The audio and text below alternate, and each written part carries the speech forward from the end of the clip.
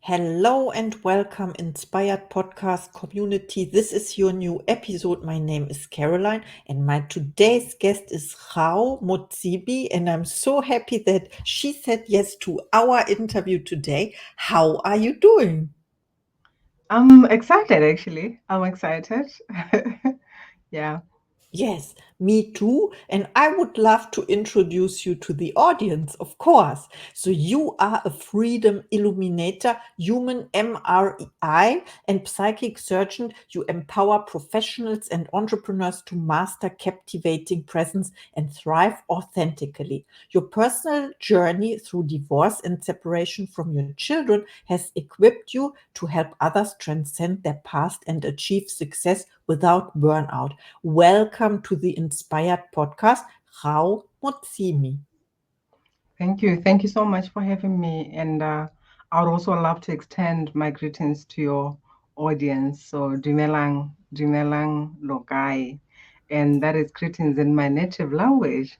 So, Dumelang in my native language is agree. So, I come from Botswana in Southern Africa. So, when I say Dumelang, it's one thing that I'm asking you agree. That's the direct translation. What are you agreeing to when you come into Inspired Podcast community? What is your intention? And when I say lokai, lokai is more locate yourself. Where are you? Are you here with us fully? Or part of you is stuck on what should have happened and the arguments that happened, the bills that should be paid? You are running miles away. So I'm just inviting you to be here with us since this is the first time we're having this conversation with Caroline. And the beautiful thing with that is we don't know anything. I always invite people when we start anything, may we not know because we know a lot. There is a lot of information out there, and that becomes a hindrance to our growth and transformation. So when I say choose not to know, with that, may we just take a deep breath and be in the body.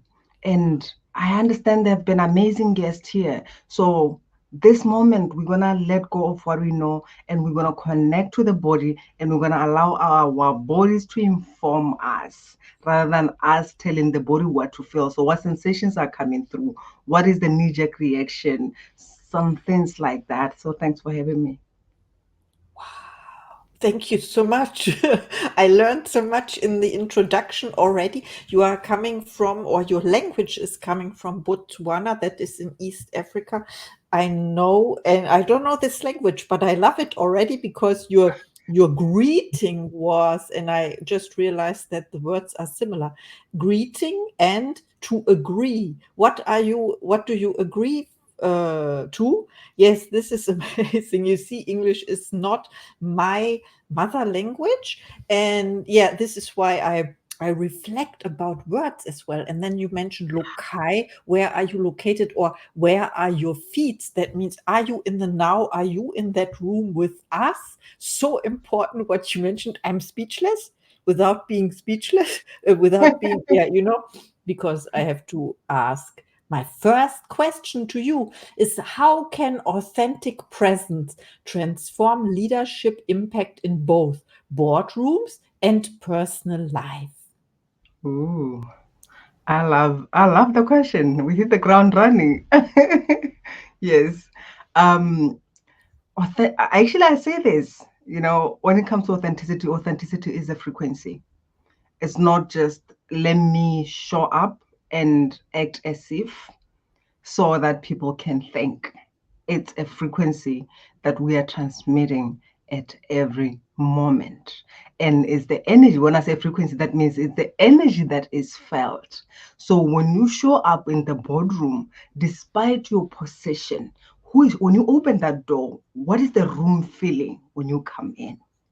Before we even open our mouth, because we know that when it comes to communication, 7% of what we say is effective in terms of words, and 38% is tonality, and 55% is nonverbal. Nonverbal includes the energy, the body language, and everything. So our presence, are we being authentic, or we are pretending or even acting as if like holding into a facade that doesn't exist? So it's very important in the sense of, like I said, when it comes to leadership, that is being in the boardroom, because it's not about the position. When I talk about leadership, it's not about the position that you have.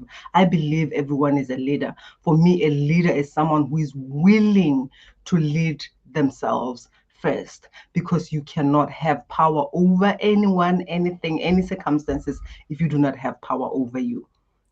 So when you show up as you, with an intention to lead yourself, to impact yourself, to influence yourself, that's, you can't help but give it to other people, and they can't help but feel it and receive it at the level that you receive it. So our presence is kind of like, that's what our authenticity emanates.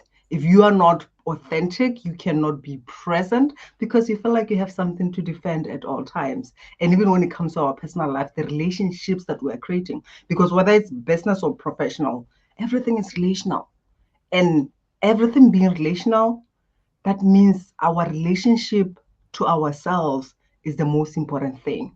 So when we show up, even with the values, is it the values that we just inherited, or we just think that people would love that, or we are coming through feeling it from within and just sharing it without even saying a word? Because if you are authentic, that means you are not in the mind, you are present. You are not overthinking to say, am I going to convince them? Do they think that I am, you are present? When you are present, you are even able to see what is happening in the room beyond maybe the person who's in front of you, or even when someone is saying something. I always say this, when you are present, when somebody is saying something, you can discern that, okay, this offer sounds good. This person is saying that they love me. It sounds good. But when you are present, you can feel that it's a great offer. They're saying great things, but it doesn't feel good. But when you are here in the mind, that is when you are showing up inauthentically, you are easy to be manipulated, because I can tell you what you want to hear and you're going to run with it. That means the wounds are way louder than your desires. Absolutely. I think for the first time I understood it, because I heard it so many times before. You mentioned the difference between being authentic and acting as if, and also to own. I would say to own a room, but it's not the right thing. It's rather owning your energy and protecting your energy, being present. You you all said this. You only can, yeah, you can show up as yourself when you are in the present moment. And the difference between being in the body, in your introduction you mentioned, let the body tell you or teach you, and not you teach your mind. Your thinking teaches your body, and then you have to act, as you mentioned, act as if, or we control our body instead of listening to it, or listening to the intuition, to the feelings, and then make the best decisions ever. I know you didn't say this, but this is what your That's what message it is was. to, And yeah. thank you so much for sharing. I have another question for you. What are the healing techniques to overcome emotional turmoil and embrace your true self? That's a great one. And since I'm using African Asian quantum medicine, which is the gift that I inherited, one thing that I can share with people just from what I do, there is no technique out there that can help you if you are not present in the body and allowing yourself to feel. So the magic when it comes to healing, transmuting anything, releasing anything, is you being present with it. And when I say can we be present, for me, I may have not mentioned it, but what I mean is, may we pull the chairs and allow the dark shadows, the wounds, the anger, the shame, everything to be present. Because when we feel it, we're not going to run away and be in the mind. In the personal development, there is this illusion of I'm positive. And what that does is, every time when parts of us are showing up, expressing how they are feeling, we run and say, I want to be positive. And what we are doing unconsciously is doing to probably the inner child what was done to it. We are abandoning it. We are telling it, shush, I'm going to feed you. You may not be feeding it a chocolate, which I believe a lot of people, if you were given that to suppress your emotion, you will go to food. Some people it's alcohol. Some people it's sex addiction. So we find something, but now it can be something as simple as, I'm going to be positive. It sounds positive, because even the word is saying positive, but it doesn't help you. The magic is in being with what is. And another word even that is being thrown around when it comes to when something has happened and you share with somebody, because we live in a world of positivity, but not embodied positivity, which is the difference between embodying positivity and thinking or acting as if you are. So when something happens and I share with you, hey, Caroline, this is how I'm feeling. I had this conversation. Somebody say this to me. Oh, just forgive. Hmm. What are you doing? How about what that particular person is feeling in that present moment? Because when you honor the aspect that is coming through, making noise, that you're gonna help it if at all it's possible for you to release that. Especially if it's you can release that if it's something that is just like happening, but if it has a trigger, but you can still be aware that there is a trigger here. I still remember. I'll give you a story where I was at the hospital and my now ex-husband didn't come to the hospital. So at that moment I felt abandoned and I was livid. I was livid, that's the right word. And while I was in that moment, it's just like I had this memory of that happening while I was pregnant, because I was pregnant by then, while I was pregnant with my ex. So my ex-husband is doing to me what my ex did to me. So this livid that was coming through. At that moment, I realized that, yeah, I'm angry with him, but the way it's expressing itself is because I've experienced this before. So at times when you are not present, for you to even be aware, to be aware of the roots of this, you may just like pour your anger in somebody, but they're not fully responsible for that. They trigger that because the wound always wants to heal. It's looking for light, so it will attract people who are gonna trigger that so that you can heal it. So being present with what is and feeling it is I'll say the catalyst to healing emotional emotions that you're feeling, and also to manifesting whatever that you desire. Thank you so much for sharing. There were so many nuggets. First of all, the wounds, they want to be felt. You said feeling is so important, and not putting this away, talking to a friend and they are telling you, yes, just forgive. It doesn't work that way, because that way they feel a pain and they want the pain to go away because they feel triggered, right? But you just want to be present with someone, sitting with someone who understands. And then you said the wound needs light. That is so true. This is because we have wounds, because there's this saying that says, through the wounds the light gets in, right? And something like that. And you reminded me of that. And thank you so much. There were so many nuggets, and I can totally relate, because you said it happens to you again and again until you look at it, right? You are ready to transform it, and to say yes. I would say to embrace it, to say yes, to accept it, and then it will go away by Yeah, itself so yeah. easily. Yeah, because it wants to be released. This is why it's coming through. Mhm. It wants to be released. So if it's coming through and you're like, I don't want to listen to you, I don't want to see you, that's what causes chaos, because now it's kind of like rear its head, and show up even when you least expect it. This is so important to be aware of. Then that way, if we feel it when we are ready, then we can let it go. Yes, I have to say we can let it go. Otherwise, we resist, we hold on to, we attach is another word for that. And of course, I have another question for you. How does Yeah. one cultivate resilience and success without compromising personal values or burning out? That's a great question, and it actually adds into exactly what I said, because I say this, people, when it comes to emotional intelligence, it's a word, it's something that has been, yeah, it has been big for years now. But what I've realized is that it was more from the mind, where people are learning emotional intelligence from the mind, not embodiment of that. So people then go through life with an illusion of emotional resilience, yet they don't have that capacity, right? which drives them to burnout, because now it's kind of like I'm trying to prove something. So emotional intelligence embodiment is key here. That is, when you are connected at that level, you know what you need. You know what you need. You know when to have a balance between your personal and your professional life. You are not, because when you're operating from the wounds, oh God, I was an accountant, and I did that where I was coming more from fear. What if I lose my job? So you become more of a functional person, not a vital person.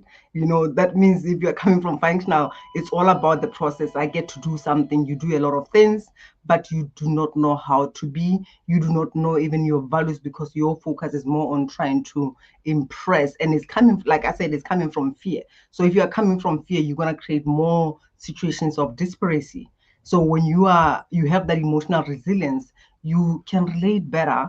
You know when it's time for you to take a break, take a vacation. You know when you need to be at home, you get to be at home, rather than going at home but still taking your work with, or even going to work and then you take your emotional baggages with, and then you ended up vomiting in your colleagues and all that, or even leading from that wound, where it's more like anyone who is doing good, anyone who questions you or gives you feedback is more like an enemy, because you can't take any feedback. You feel threatened, you feel judged at all times. There is a lot of things that have not been dealt with. So for the key there is emotionally embodiment. That's what help us to relate with life, to relate with and deal with circumstances. Because if you have not dealt with this thing, anything that comes takes you out, especially in these times of change. We are it's like change is here. We can't run away from it. And it's not about what you can do, it's who you being in every moment to be able to